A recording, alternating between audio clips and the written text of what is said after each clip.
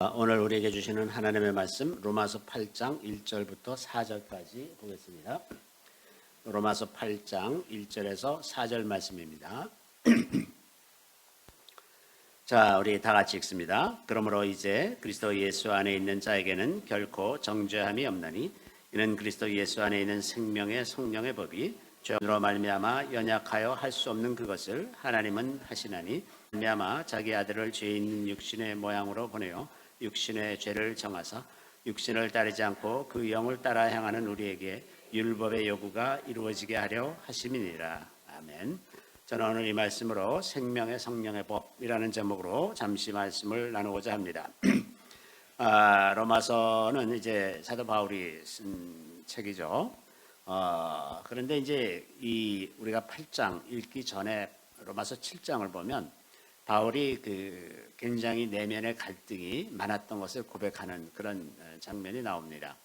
한편으로는 자기가 하나님의 뜻을 따라 선한 일을 하고자 하는데 그럼 자기 마음속에 또 다른 자기를 죄로 이끌어가는 그런 것이 항상 있어서 둘이 갈등을 일으키고 있다. 그래서 그 둘 사이에 끼인 자기의 신세가 너무나 안타까워서 정말 한탄하고 그러는데, 그래서 정말 내가 그 율법주의자로 살던 바울 입장에서 봤을 때 이게 정말 이러다가 망할 것 같은 그런 생각이 정말 너무 많이 들고, 어쩌다가 이렇게 또 죄를 지면 너무나 마음이 아프고 이제 그러는데, 가만히 생각해 보니까 그래서 예수 안에 있는 자에게는 결코 정죄함이 없는 거구나 하는 거를 딱 깨닫고 너무나 자유로워졌어요. 너무나 자유로워져서 그때부터 이제 이 로마서 8장을 아주 마치 너무 기뻐서 단숨에 글을 써내려가듯이 로마서 8장을 써내려가는 그런 것을 이제 볼 수가 있습니다. 이 사도 바울이 어떻게 이런 생각을 하게 되었는가라는 것을 이해하기 위해서 바울이 어떤 사람인지 좀 더 이해할 필요가 있는데, 바울은 우리가 잘 아는 대로 율법주의자였습니다. 당시에 최고의 율법학자였던 가말리엘의 문화에서 율법을 공부한 바리새인이에요. 그러니까 바리새인의 그 전통이 오늘날까지 유대 전통이 되어 있는데, 그 바리새인의 전통이라는 것은 그 성경을 해석할 뿐만 아니라 성경에 대한 해석이 이제 미시나라든지 이런 여러 가지 그 유대 전통에서 축적된 것이 있는데, 그것을 이제 한마디로 다 포괄하는 것이 이제 탈무드입니다. 탈무드. 그 책의 분량이 얼마나 많은지, 제가 한 유대인의 집에 가서 그 서재에 있는 책들을 봤는데 한 이만한 벽에 가득 있어요. 책이 백과사전처럼 이렇게 두꺼운 책들이 한가득 있습니다. 그리고 그 사람들은 또 세속적인 책과 이 거룩한 책을 구분해서 사용하기 때문에 그 책꽂이에는 전부 거룩한 책만 있고 그 일반 세속 서적은 또 따로 이제 서재를 두고 있더라고요. 그 정도로 그게 어마어마한 분량입니다. 그게 이제 바리새 전통이에요. 그러니까 사도 바울이 바리새인이었다고 하는 것은 엄청 공부를 많이 했다는 얘기예요. 엄청 그 율법에 대한 전통을 어마어마하게 공부를 많이 하고 그것대로 살았던 사람이죠. 그래서 이제 자기 자신이 스스로 생각하기에는 율법의 의로는 흠이 없는 사람이라고 생각한 사람입니다. 나는 율법에서 어긋난 것이 하나도 없었어 라고 말하는 사람이에요. 그래서 빌립보서 3장 5절 6절에 보면 나는 8일 만에 할례를 받고, 유대인이죠. 이스라엘 족속이요 베냐민 지파요 히브리인 중에 히브리인이요 율법으로는 바리새인이요 열심으로는 교회를 박해하고 율법의 의로는 흠이 없는 자라. 자기는 그렇게 생각했던 사람이에요. 이런 사람인데 이 사람은 이제 그리스도인들을 핍박하기 위해서 대제사장으로부터 그 그리스도인들을 체포할 수 있는 권한을 가진 문서를 받아가지고 다마스커스로 가다가 그 도중에 이제 주님께서 이제 바울을 만나 주시죠. 위에서부터 공중에서 빛이 내리쬐는데 이제 그 자리에서 꼬꾸라져 가지고 옆에 사람들은 빛만 봤다는 사람도 있고 말도 들었다는 사람도 있는데 기록이 조금씩 다르긴 하지만 어쨌든 이제 그때 네가 어찌하여 나를 그렇게 핍박하느냐, 주님이 그렇게 말씀하시니까 누구십니까? 그랬더니 나는 네가 핍박하는 예수다. 그러고 나서 이제 그때 만나고 나서 사도 바울의 눈이 멀게 되고 그래서 이제 어느 집에 들어가 있는데 그때 당시에 다마스커스에 머물던 아나니아라고 하는 제자에게 주님께서 말씀하시기를 그 집가라는 데 가면 거기 바울이 있는 데가 있으니 그 사람에게 가서 안수해라. 그러니까 그 사람은 우리를 핍박하던 사람인데요. 그랬더니 내가 그 사람이 있을 때가 있다 그러면서 가라고 하니까 가서 이제 아나니아가 가서 기도를 하죠. 기도를 하니까 사도 바울에게서 그 눈에서 비늘 같은 것이 떨어져 나가서 다시 보게 되고 즉시로 성령 충만해져 가지고 바로 가서 이제 복음을 전하기 시작하는 이런 아주 극적인 변화를 경험한 사람이었습니다. 자, 그럼에도 불구하고 바울이 지금 이제 로마서 7장에 그런 내면의 갈등을 겪고 있는 것을 보면 그 성령 충만하다고 해서 그 내면의 갈등, 죄와 하나님의 법 사이에 있는 그 갈등이 없어지는 것이 아니라는 것이 아주 분명합니다. 자, 그 갈등의 뿌리에 이제 율법이라는 것이 있는 거죠. 그 사도 바울이 율법에 정통한 사람인데 그 율법이라고 하는 율법이라는 것이 이제 그 하나님의 말씀, 토라를 율법이라고 그러죠. 그 토라에는 후카와 미슈파트 두 가지 영역으로 구성되어 있습니다. 후카는 하나님과의 관계에 관한 법이에요. 그래서 제사법이라든지 제사장에 관한 이야기라든지 하나님을 어떻게 대할 것인지 우상 숭배하지 말라든지 이런 것들에 관한 규정이 이제 후카고 미슈파트는 피조물의 질서를 얘기합니다. 그래서 인간관계의 질서라든지 인간과 다른 피조물 간의 질서라든지 이 모든 것들을 성경에서 미슈파트라고 이야기합니다. 그래서 이 율법을 하나님께서 이제 모세를 통해서 주셨는데 이 율법을 왜 주셨는가? 율법이 하나님께로 가는 가이드라인이기 때문에 그렇습니다. 이것을 이렇게 되어야 너희가 하나님과 함께 할 수 있다라는 가이드라인입니다. 그러니까 만약에 율법이 없으면 우리는 하나님께 어떻게 가야 하는지, 무엇을 지켜야 우리가 하나님과 하나님의 백성으로 하나님과 동행하게 되는지를 우리가 알 수가 없는 거예요. 그러니까 율법은 반드시 우리에게 있어야 될 것이 분명합니다. 그런데 율법은 그래서 뭐를 해야 되고 뭘 하지 말아야 되는 것을 알게 해주기는 하지만 문제는 우리가 그 율법을 스스로의 힘으로 지킬 수가 없다는 데 있는 거예요. 없다는 데 문제가 있는 겁니다. 그래서 이제 성경에 보면 신명기 6장 25절에 보면 우리가 그 명령하신 대로 이 모든 명령을 우리 하나님 여호와 앞에서 삼가 지키면 그것이 곧 우리의 의로움이니라 할지니라. 여기서 이제 의로움이니라 할지니라 하고 표현한 것은 의로움이라는 것은 관계, 째다함이라 하나님과의 관계가 바르게 된다. 어떻게 함으로써 그 모든 명령을 삼가 지키면 조심해서 잘 지키면 너희가 하나님과의 관계가 이제 괜찮아질 것이다. 괜찮은 관계가 되는 거다. 또 갈라디아서 3장 10절에는 이 말씀을 인용해서 사도 바울이 뭐라고 기록하고 있냐면 무릇 율법 행위에 속한 자들은 저주 아래에 있나니 기록된 바 누구든지 율법 제역에 기록된 대로 모든 일을 항상 행하지 아니하는 자는 저주 아래에 있는 자라 했습니다. 문제는 어느 것 하나 열심히 잘 지키다가 어느 것 하나 어기면 그 모든 것을 어긴 것과 동일한 것이다 하는 겁니다. 그러니까 모든 일을 항상 행하지 아니하는 자는 저주 아래에 있다. 이게 불가능하다는 거예요. 어떻게 모든 율법을 다 항상 지키느냐? 지킬 수가 없다고 하는 거예요. 이게 이제 문제입니다. 율법은 선한 건데 그래서 율법이 없으면 우리가 하나님을 알 수가 없는데 율법대로 살려고 하다 보니 그대로 살 방법이 없는 거예요. 그러니까 처음에는 율법이라는 것이 이제 생명을 주는 것으로 우리에게 주어졌지만 그것대로 살다 보니까 그것 때문에 우리가 죽더라 말이죠. 왜? 규정이 없으면 그게 죽는 건지도 모르는데 규정이 생겼잖아요. 그러니까 이렇게 하면 죽는다는 걸 알게 됐어. 왜? 율법 안에 이렇게 하지 않으면 다 저주받은 자고 다 죽는다는 것을 기록하고 있기 때문에. 그러니까 율법이 생명을 위해서 주어졌는데 율법을 지키려고 하다 보니까는 그것 때문에 내가 죽게 되었다고 하는 겁니다. 그래서 로마서 7장 9절에 보면 전에 율법을 깨닫지 못했을 때는 내가 살았더니 계명이 이르면 죄는 살아나고 나는 죽었도다. 아니 내가 하는 게 전부 죄네 이렇게 깨닫게 되고 아니 그럼 뭐야 나는 다 죽게 생겼네 이거 죄 때문에 이렇게 된 겁니다. 그러니까 율법을 통해서 하나님께 가는 길을 알지만 동시에 내가 얼마나 죄인인지를 또 깨닫게 되는 겁니다. 그래서 방법이 없다는 것을 알게 되는 거예요. 그래서 율법이라고 하는 것은 우리로 하여금 우리에게 다른 소망이 없다. 이것을 알게 해주는 것이 가장 중요한 역할입니다. 그런데 이렇게 율법인데 율법주의라는 말이 있습니다. 율법주의는 그 율법을 지킴으로써 구원 얻는다고 하는 생각이에요. 그래서 율법을 열심으로 지킵니다. 열심으로 지키는데 그렇게 이제 율법을 열심으로 지키는 태도는 항상 자기를 드러내는 태도가 돼요. 왜? 나는 열심히 잘했으니까. 다른 사람들은 못하는데 나는 다 했어.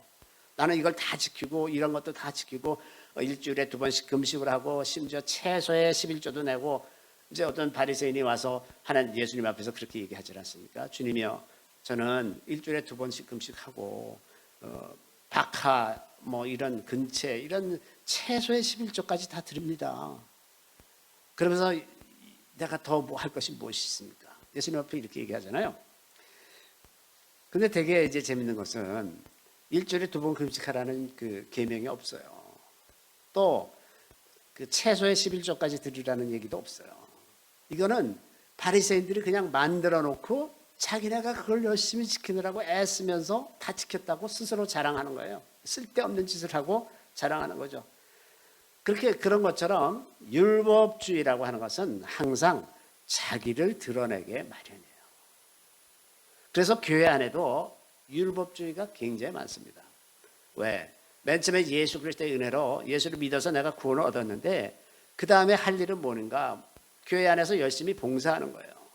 헌금 열심히 하고 봉사 열심히 하고 무슨 선교회 열심히 다니고 이렇게 열심으로 하다 보면 그 다음에 어떤 생각이 드냐면 나는 이렇게 열심히 하는데 왜 저 사람은 저렇게 한 번도 안 해? 나는 식당 봉사 매일 하는데 저 사람은 한 달에 한 번도 안 하고 이렇게 비교하게 되는 거예요. 그리고 그 다음 단계는 남을 정죄하기 시작하는 겁니다. 저 사람은 뭐야 도대체?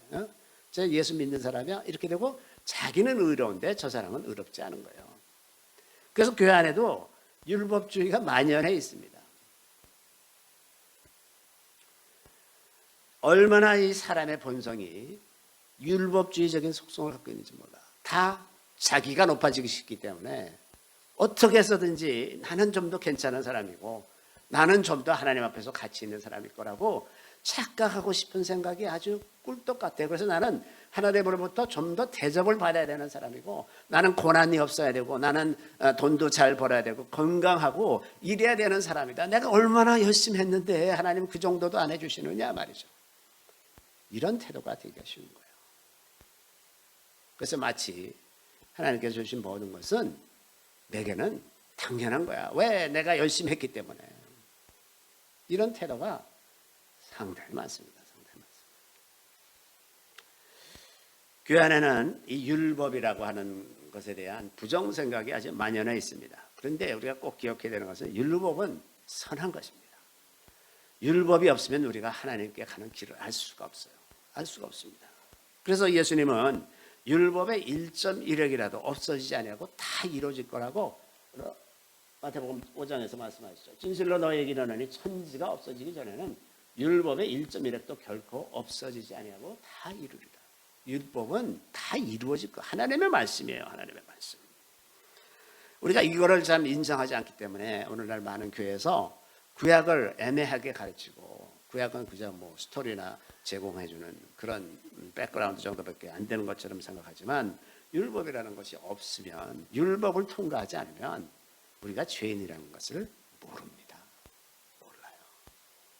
그래서 우리가 아무리 복음의 시대에 살고 있다고 하더라도 율법을 통과하고 나서야 복음을 진정한 복음을 알 수 있게 되는 거지 복음만 알고서 율법을 모른다면 복음을 제대로 알 수가 없는 거죠. 자, 바울이 말이죠. 바울이 이제 로마서 7장 이야기로 돌아가서 바울이 마음의 그 갈등을 일으키고 있는데 그 갈등에 대해서 실학자들이 더러는 이게 예수 믿기 전인가 후인가 이런 생각을 많이 하는 사람들이 있어요. 만약에 이게 이제 그래서 심지어는 이게 예수 믿기 전에 얘기일 거다. 이렇게 갈등이 있을 거다.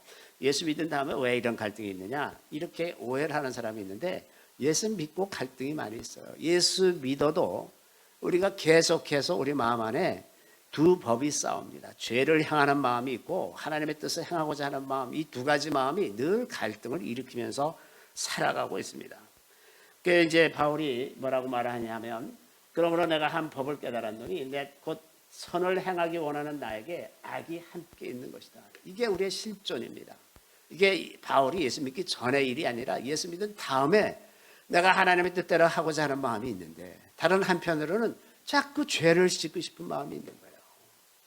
나를 비방하고 나를 핍박하고 그러는 사람들을 저주하고 싶고, 그들을 위해서 기도할 때 막 저주의 기도를 하고 싶고 막 복수하고 싶고 말이죠.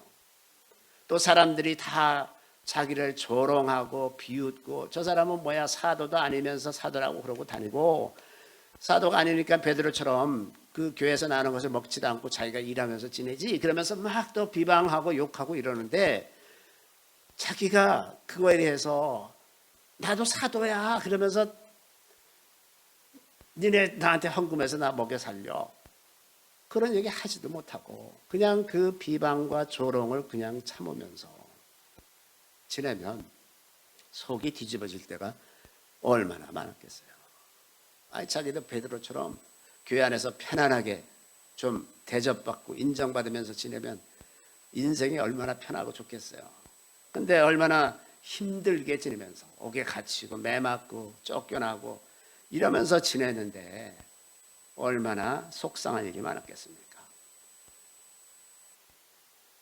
그래서 선을 향하기 원하는 나에게 악이 함께 항상 있어요. 함께 항상 있어요. 내 지체 속에서 한 다른 법이 내 마음의 법과 싸워 내 지체 속에 있는 죄의 법으로 나를 사로잡는 것을 보는도다. 어때다가 이제 또 어떤 사람에게 화가 나면 막 또 사로잡혀가지고 막 그 마음의 갈등을 일으킬 때가 또 얼마나 자주 있었겠습니까? 자, 사도 바울이, 성령 충만한 사도 바울이 이렇게 살아요. 이렇게 살아. 왜 우리는 완전해지지 못하는가? 왜 성령 충만하면 완전히 하나님의 뜻만을 행하면서 갈등도 없이 그렇게 살 수가 없을까? 왜냐하면 우리가 육신 안에 있기 때문에 그렇습니다. 육신 안에. 육신이라고 하는 것은 경계를 갖고 있다는 뜻이에요. 경계. 영은 경계가 없습니다. 그 천국을 다녀온 분들이 하는 간증을 보면 거의 뭐 공통적인 것이 뭐냐면, 내가 저 멀리 아브라함이 보여요. 그러면 내가 그냥 생각만 하면 그 사람 앞에 가 있대. 바로 이 공간이나 시간의 제약이 없어. 마음대로 움직이고 그 마음대로, 그리고 그 앞에 마주 앉아 있으면 말하지 않아도 다 지식이 전달되고 그 사람에 관한 모든 것이 다 전달되고, 그래서 경계가 없이 자유롭게 다닐 수가 있어요. 그런데 육신 안에 있다고 하는 것은 경계를 갖고 있다는 것이고, 가령 우리 몸이 피부를 갖고 있기 때문에 외부 환경하고 이제 구분이 되고, 피부가 외부 환경으로부터 우리의 몸을 보호한단 말이죠. 피부의 세포가 어떤 것들을 받아들여야 되는지 그렇지 않은지를 다 결정하고 있어요. 그래서 뭐 여기다 뭘 바른다고 하면 그것들 중에서 어떤 것들은 받아들이고 받아들이지 않고, 이러는 일들을 피부가 다 한단 말이죠. 그런 것처럼 우리 안에 몸의 세포들도 각 뭐 간의 세포도 있고 뇌의 세포도 있고, 그러면 몸 안에서 돌아다니는 뭐 호르몬이라든지 각종 영양분이라든지 이런 것을 그 세포막이 스스로 결정을 하는 거야. 뇌처럼 생각을 하면서 무엇을 받아들여야 되는지 스스로가 아는 거예요. 그래서 받아들일 거 받아들이고 차단할 거 차단하고, 이런 기능을 모든 세포들이 하고 있어요. 우리 몸 안에 있는 모든 세포들. 그래서 몸이 이게 자연스럽게 잘 건강하게 굴러가게 되어 있거든요. 그래서 뭔가를 선택적으로 받아들이고 받아들이지 않는 그 경계를 만들고 있다는 것 자체가 우리를 보호하기 위한 것이에요. 보호하기 위한. 그렇죠? 우리 몸을 보호하는 거예요. 그렇게 해갖고 그 보호하기 위한 그런 것이 이 몸뿐만 아니라 우리의 심리도 그렇고 우리의 마음도 그렇고 우리의 영혼도 그렇습니다. 우리 자신을 보호하기 위해서 어떤 경계를 지어요. 그러니까 사람들이 나에게 심리적으로 상처를 주는 걸 내가 막으려는 노력이 본능적으로 우리 안에 있어요. 또 영적으로도 악한 영들이 내 안에 들어오는 것, 혹은 성령이 내 안에 들어오는 것들, 우리가 그것 모든 것들도 우리의 허락이 없이는 들어오지 않아요. 악한 영이 우리 안에 들어오는 것은 유일하게 우리가 죄에 머물러 있을 때만 그래요. 죄에 머물러 있으면 악한 영들이 우리 마음 안에, 우리 몸 안에 완전히 자유롭게 드러날 수가 있어요. 그래서 죄를 멀리하는 거예요. 심지어는 성령조차도 우리가 초청하지 않으면 우리 안으로 들어오실 수가 없습니다. 사람을 그렇게 지으셨어요, 하나님께서. 그래서 다 경계를 가지고 있기 때문에 육신에 속하여 있는 한은 육신을 지키기 위한 메커니즘이 작동을 하는 거예요. 그래서 갈등이 생기는 겁니다. 그 아담과 하와의 범죄 이후로 우리 몸의 메커니즘이 죄를 향하는 메커니즘으로 향해 있어요. 그래서 우리가 높아지기를 바라고 우리가 안전하기를 바라고 우리를 보호해야 되는 그 자동적으로 일어나는 그 메커니즘 때문에 죄를 향하는 마음이 계속 생기는 거예요. 그 자동이에요, 자동. 육신으로 있기 때문에. 그래서 그것을 꺾으려고 하는 것은 보통 어려운 일이 아니죠. 그 본능을 꺾고 그 하나님께서 원하시는 대로 하고자 하는 것, 성령의 이끄시는 대로 선택하는 것, 그거가 늘 갈등일 수밖에 없습니다. 갈등일 수밖에 없어요. 내가 나를 보호하고자 하는데 하나님은 내가 너의 피난처가 되니 너 스스로를 보호하려고 애쓰지 말아라. 내가 나를 보호하려고 하니까 다른 사람들에 대해서 적대적으로 대한다거나 다른 환경에 대해서 적대적인 반응을 한다거나 이렇게 되잖아요. 그런데 하나님은 그 적대적인 태도를 버려라. 그러면 그게 벌어지겠냐 말이죠. 잘 안 되잖아요. 왜? 내가 나를 보호해야 되는데. 이렇게 하면 내가 망할 것 같고 내가 죽을 것 같은데 그걸 버리라 그러면 답답하잖아요. 잘 안 하는 거예요. 그래서 육신이라는 것이 이렇게 경계를 갖고 있다는 것이 우리를 본능적으로 죄로 이끌어 가는 것입니다. 그런데 이런 상황인데 사도 바울이 깨달은 것은 이제 예수 그리스도 안에 정죄함이 없구나. 내가 비록 이렇게 산다고 하더라도 내가 이 둘 사이에서 늘 갈등을 일으키면서 산다고 하더라도 내게 정죄함이 없구나 하는 것을 깨달은 겁니다. 그러므로 이제 그리스도 예수 안에 있는 자에게는 결코 정죄함이 없나니. 아, 맞아. 내가 이렇게 산다고 해서 내가 정죄되는 것이 아니구나. 이걸 깨달으니까 얼마나 기뻤겠습니까? 늘 그 두 마음 속에서 갈등하다가 야, 내가 이러다가 구원을 놓치는 거 아닌가? 내가 이러다가 다시 저주받는 것이 아닌가? 이런 생각을 하다가 아, 정죄함이 없는 거구나. 이걸 깨달았어요. 너무 기뻤습니다. 바울이 너무 기뻤어요. 하나님께서 나를 죄 없다고 하시는데 누가 나를 정죄하는가? 궁극의 심판자이신 하나님께서 나더러 죄 없다 이렇게 말씀하시는데 누가 나를 고소할 수가 있겠느냐?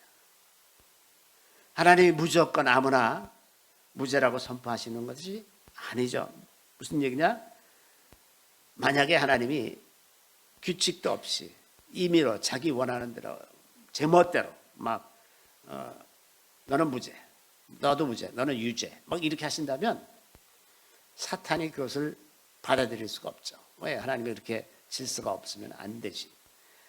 그런데 유일한 조건이 우리가 예수 그리스도 안에 있으면 예수 그리스도 안에 있는 자에게는 결코 정죄함이 없다. 예수 그리스도 안에 있는 자, 이게 핵심이구나. 이걸 깨달았어요. 이걸. 예수 그리스도 안에 있는 자.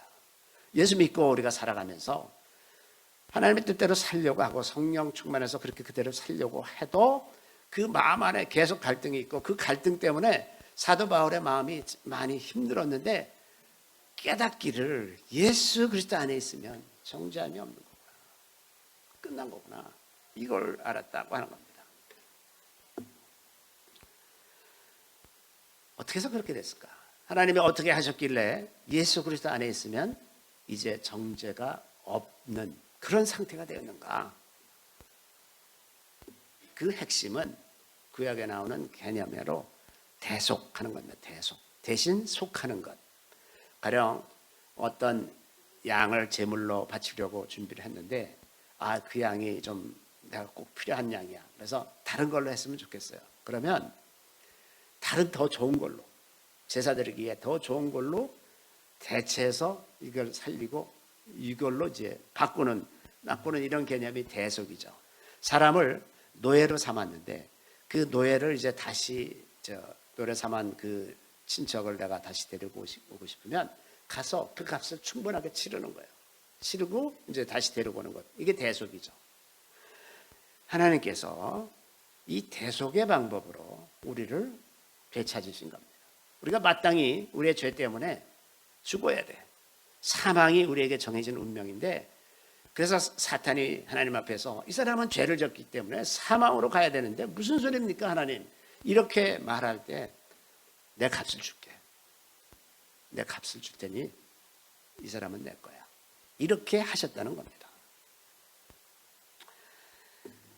자, 만약에 사람을 대속한다 그러면, 가령 노예를 한 사람을 대속하려고 그러면 그 노예를 갖고 있는 주인에게 가서 그 노예보다 더 좋은 노예를 하나 줄 테니 이 사람을 놔주라. 이렇게 얘기해야 될 것 아닙니까? 뭐 똑같은 거면 별로 좋아하지 않을 테니까 굉장히 좋은 조건으로 돈까지 얹어서 준다거나 뭐 이러면 될 텐데, 우리가 죄를 져서 죽게 됐는데 우리 대신에 누구 다른 사람을 죽게 하고 우리를 건져내신다 그러면 이건 참 답답한 얘기예요. 누구는 죽어야 되고 누구는 살아야 되고 이런 상황이 될 것 아닙니까? 그러니까 어떤 사람으로 우리를 대속한다는 것은 참 어려운 일이다.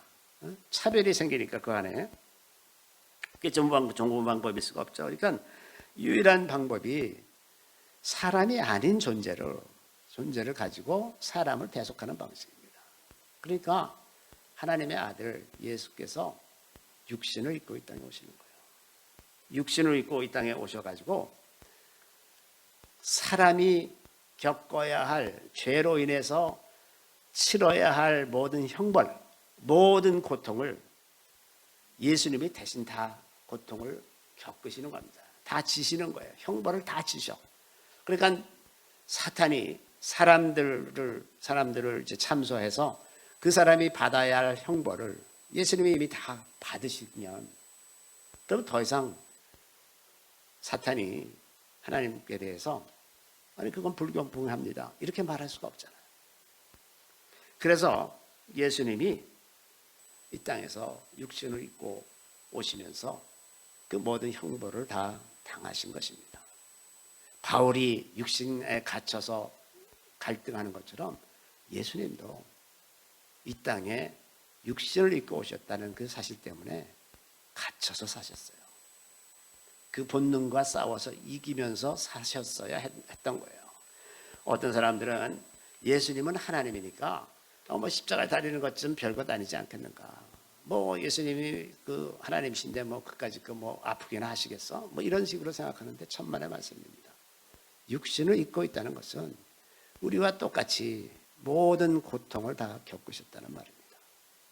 예수님은 임신하실 때부터 문제가 많았잖아요. 그 마리아가 성령으로 잉태됐으니 이 마리아를 끌어내서 돌을 던져서 죽여도 할 말이 없는 그런 상태예요. 너 도대체 뭘 어떻게 해서 결혼 전에 임신을 했냐? 너 간음한 여인이구나.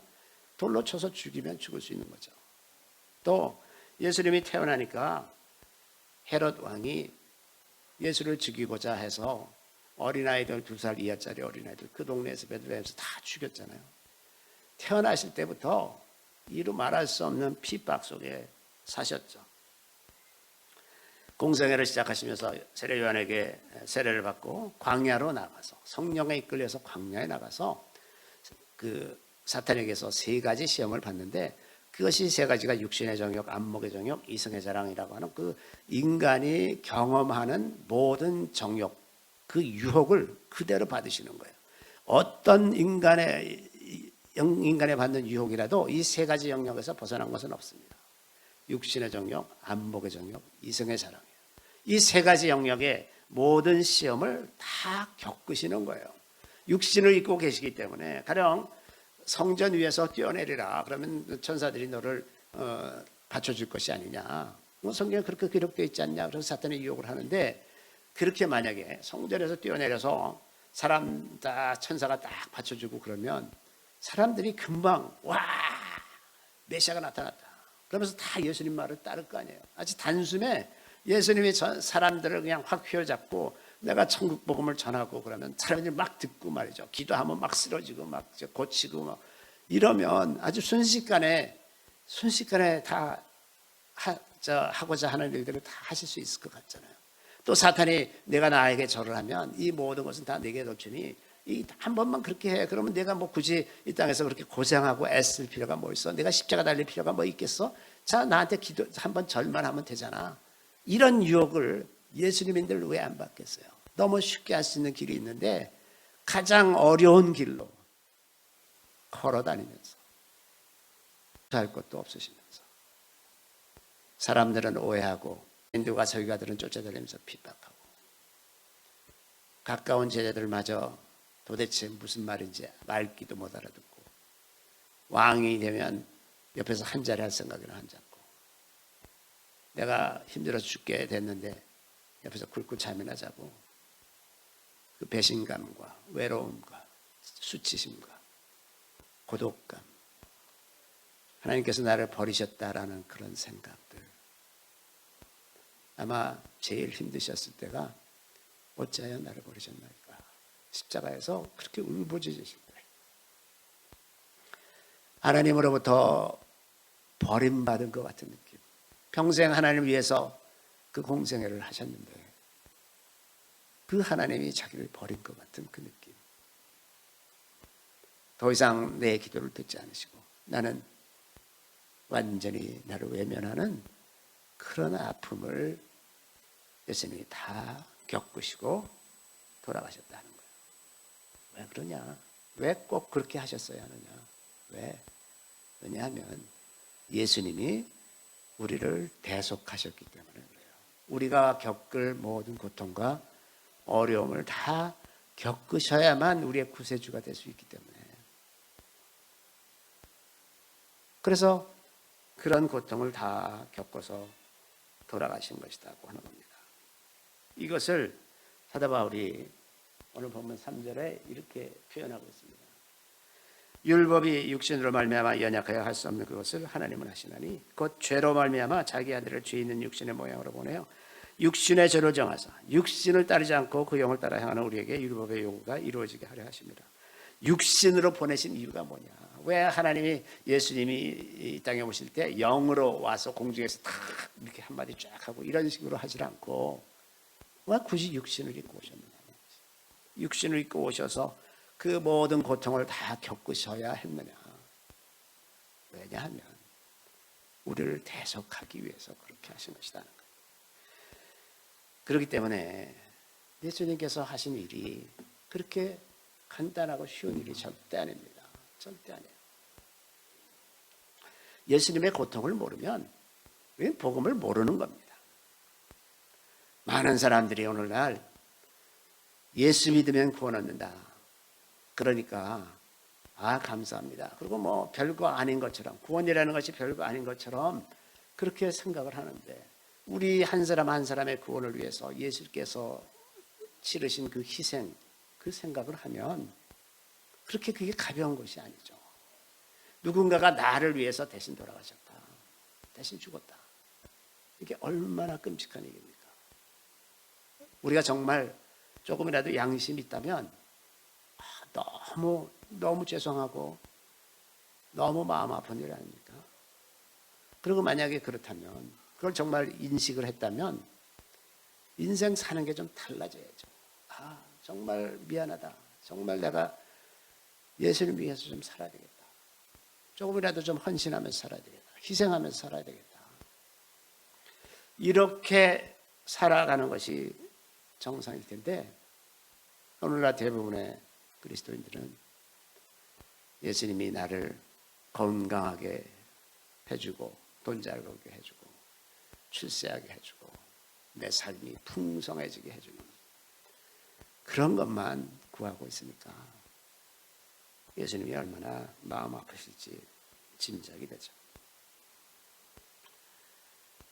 이 고통스러운 과정을 거치고 나서 하나님께서 예수님을 무덤에서 불러 일으키셨죠. 그래서 부활하셨습니다. 왜냐하면 예수님은 죄가 없으셨기 때문에 사망에 묶여 있을 수가 없었어요.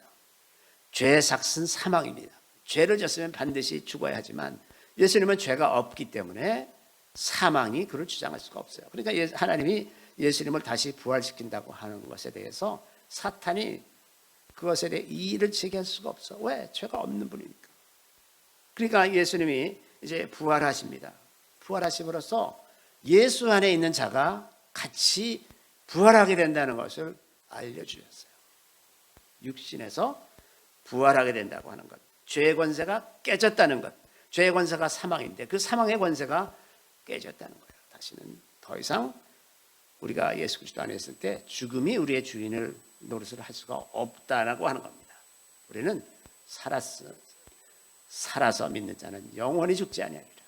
그 말씀을 믿고 살아가는 겁니다. 그래서 오늘 본문 2절에 보면 이는 그리스도 예수 안에 있는 생명의 성령의 법이 죄와 사망의 법에서 너를 해방하였습니다. 죄와 사망의 법, 율법에 기록된 죄, 그 죄에 대한 대가로 오는 사망, 이 죄와 사망의 법에서 우리를 해방시켜 주셨는데 생명의 성령의 법이, 성령은 생명을 주신 겁니다. 성령. 자, 그래서 우리가 이제 예수를 믿음으로 죄의 속박에서 완전히 벗어나고 사망의 결박에서 풀어졌습니다.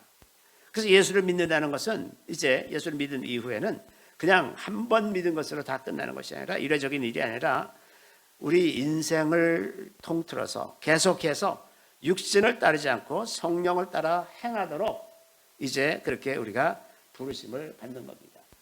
육신을 따르지 않고 영을 따라 행하는 우리에게 율법의 요구가 이루어지게. 이제 앞으로의 삶은 이 삶이에요. 육신을 따르지 않고 성령을 따라 행하는. 첫 번째 이제 육신을 따르지 않는다고 하는데 육신을 따르는 것은 우리의 옛자, 우리가 높아지고 경배받고 우리가 안전하고 이런 것들, 이런 그 권세를 누리고 이런 모든 것들을 포기하는 것입니다.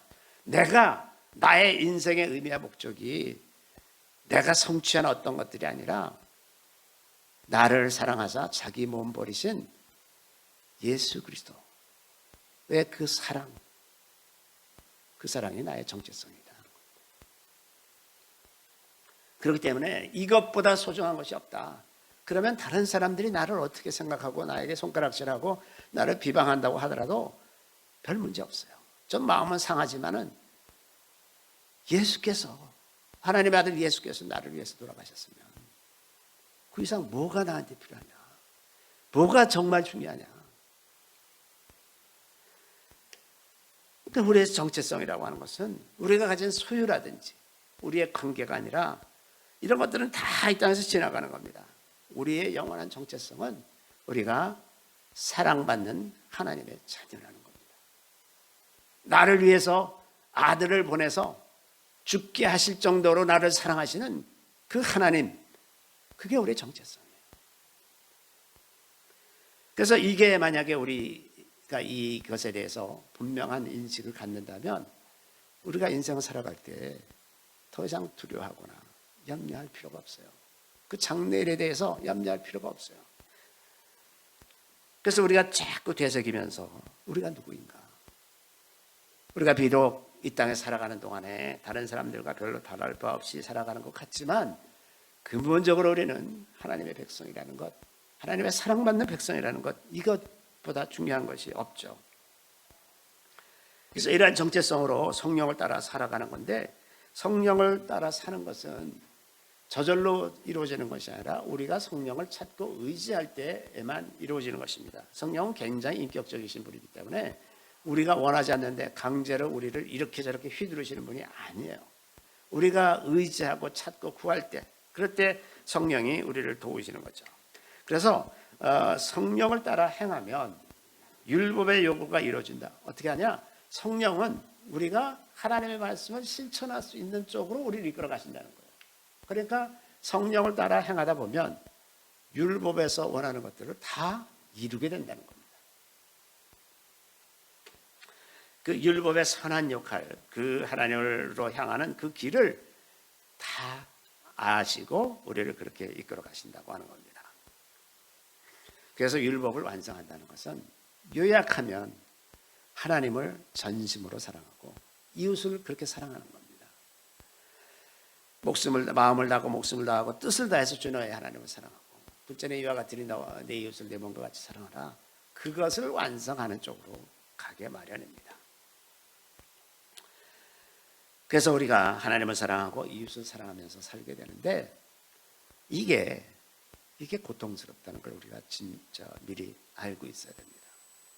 하나님을 사랑하는 것이 고통스러울 수가 있어요. 왜냐하면 세상에서 받는 압박이 있고 핍박이 있습니다. 그리고 오해가 있어요. 그것들을 극복해야 되는 과정이 있어요.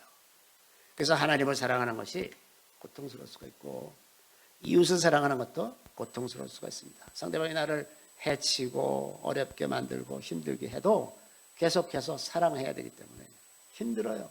고생할 수가 있습니다. 그런데 그런 고통들을 기꺼이 짊어지고 가는 것이 사랑이에요. 물론 무작정 모든 고통을 다 내가 지고 가는 건 아닙니다. 내가 세상의 모든 고통을 예수님처럼 지고 가는 사람이 아니라 우리에게는 각자에게 주어진 작은 몫들이 있습니다. 예수님은 큰 십자가를 지신 거고 우리는 작은 십자가를 지는 거, 아주 조그만 십자가를 지는 거죠. 그러니까 그 성령을 의지하면서 살아가는데 이 모든 과정에서 성령의 도우심이 우리가 절대적으로 필요한데, 그래서 첫 번째 성령의 지혜와 능력을 구하라. 여러분 꼭 구할 것은 성령의 지혜, 성령께서 주시는 지혜와 능력을 구하는 것. 이게 우리가 성령을 의지하면서 살아갈 때 제일 필요한 것 중에 하나입니다. 지혜를 구하는 겁니다. 지혜. 이 땅에서 어떻게 하면 하나님의 뜻을 이루면서 살아갈까? 그러면서도 우리가 과도하게 침해되지 않고 안전하게 보호받으면서 살 수 있을까? 그것이 지혜가 필요하죠.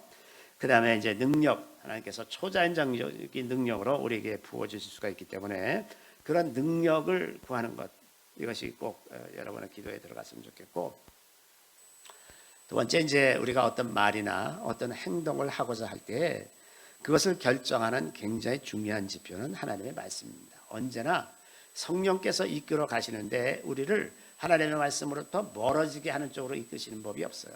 말씀을 지키는 쪽으로 가게 하십니다. 그러니까 반드시 하나님의 그 성령의 이끄심은 하나님의 말씀을 이루는 쪽, 다시 말해서 사랑을 베푸는 쪽으로 이끌어 가십니다.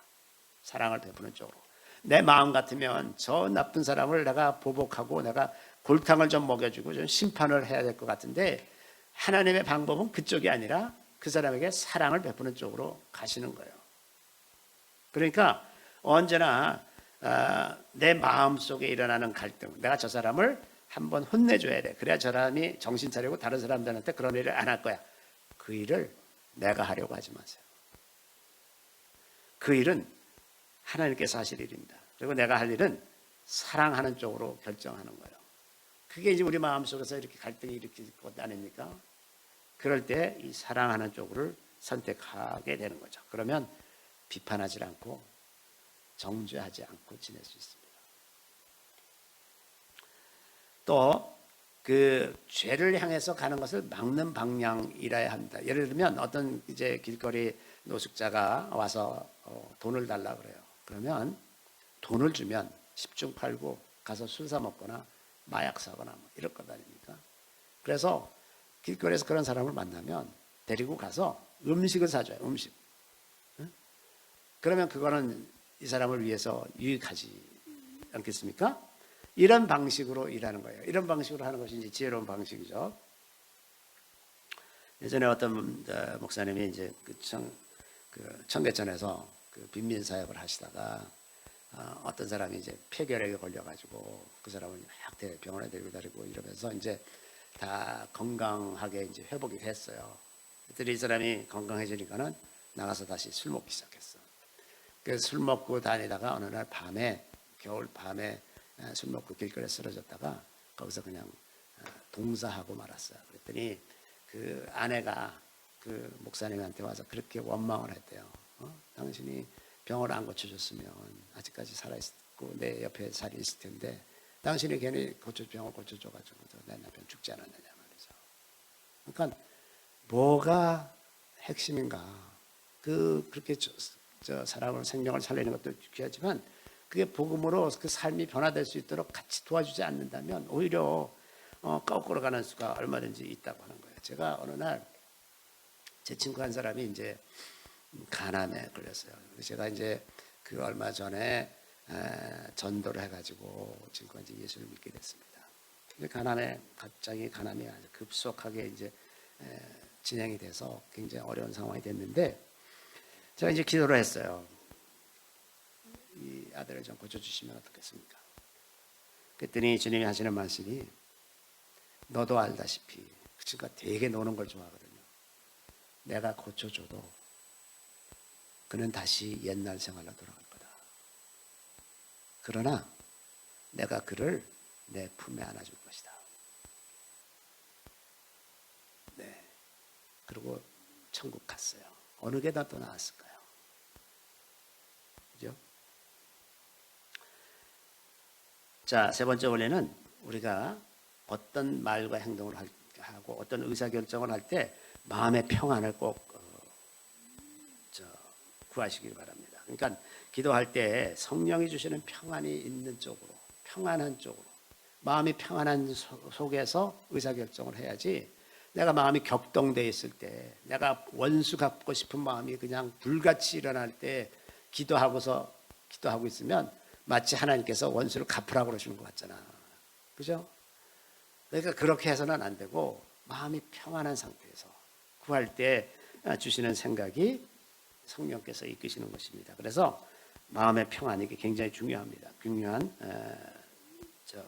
기준이 되는 거예요. 그 다음에는 넷째는 그 후회하지 않는 선에서 결정하는 것. 그냥 내가 누구를 도와주고 싶은데 한 100만 원을 도와주고 싶다. 그런데 마음 같으면 더 많이 도와주고 싶은데 100만 원만 할까? 한 1000만 원 줘야 되는 거 아니야? 막 이렇게 마음의 갈등이 일어나요. 그러면 나중에 후회하지 않은 선까지만 하세요. 후회하지 않은 선. 응? 나중에 많이 도와줬다가 그 사람이 고마워하지도 않고 별로 마치 뭐 당연히 받아야 될 걸 받은 것처럼 그렇게 행동하면 마음이 상한단 말이죠. 이게 이런 일들이 얼마나 많은지 몰라. 도와줬는데 보따리 내놓으라는 식으로 그렇게 되는 게 인생이에요. 그래서 도와주는 거는 도와주는 걸로 끝나고 이제 잊어버려야지. 그 사람이 좀 더 어떻게 좋은 사람이 돼서 나한테 뭐 감사한다거나 그러기를 기대하지 말아야 돼요. 그래서 그냥 후회하지 않을 선에서 이건 줘도 내가 잊어버리겠다. 주고 잊어버릴 수 있다. 그런 선에서 결정하는 것이 원칙입니다. 절대 그 이상으로 하지 마세요. 일등선 하지 마세요. 과도하게 하거나 과소하게 해서 후회하지 않도록. 그 다음에 상대방을 어떤 우리가 가진 눈으로 보지 말고 있는 그대로 받아들이세요. 있는 그대로. 그 말하는 것도 그대로 받아들이고 그냥 다만 비판하고 판단하지 말고 그냥 있는 그대로 받아들여주고 용납하는 것. 이것이 굉장히 중요합니다. 하나님은 우리가 하는 일들의 그 마음 중심을 보시죠. 우리가 어떤 마음으로 어떤 일을 했는지 다 늘 우리의 마음의 중심을 보고 계시기 때문에 그 보상이 하나님께로부터 온다는 것을 우리가 기억하고 사람에게서 그것을 다시 받을 것이라는 생각을 하실 필요는 없습니다. 살다 보면 우리가 정말 정성된 마음으로 어떤 사람들을 도와줬다 이렇게 말할 때 그 중에서 정말 오랫동안 기억하면서 고마워하고 이런 사람은 10명에 1명 정도 됩니다. 별로 없어요. 그러니까 그걸 기대하시면 안 돼요. 그냥 자유롭게 도와주고 그걸로 끝이다라는 생각으로 하셔야 됩니다. 그래서 이런 것들이 우리가 이제 그 성령을 따라서 행동할 때 우리가 꼭 생각해봐야 될 그런 지표라는 생각이 듭니다. 그래서 생명의 성령의 법이 우리를 사망의 법에서 우리를 건져 주셨는데 우리가 그것 하나로 살아갈 때 성령의 도우심으로 사랑을 실천하면서 살아간다면 주님께서 매우 기뻐하실 것이라 생각합니다. 잠시 기도하겠습니다. 할렐루야. 우리 주님을 찬양합니다. 주님께서 놀라운 은혜로 우리를 구원하시기를 기뻐하시고 자기 아들을 보내셔서 십자가에 달리시며 많은 모든 고통과 모든 아픔과 슬픔과 배신감과 버림받은 느낌과 소외감, 비방과 고통 이 모든 것들을 다 겪으시면서 돌아가셨습니다. 주님 놀라운 구원의 길을 열어주셨는데 우리는 자칫 우리가 얻은 구원이 별것 아닌 것처럼 생각하고 행동하며 살았던 적이 많이 있었던 것을 용서하여 주시고 이제 주님처럼 우리도 살게 해주시기 원합니다. 주님을 닮아가기를 구합니다. 주님께서 우리들을 위해서 희생하신 것처럼 우리가 사랑을 위해서 고통을 기꺼이 감내하며 이웃을 위해서 희생하고 헌신할 수 있게 하기를 구합니다.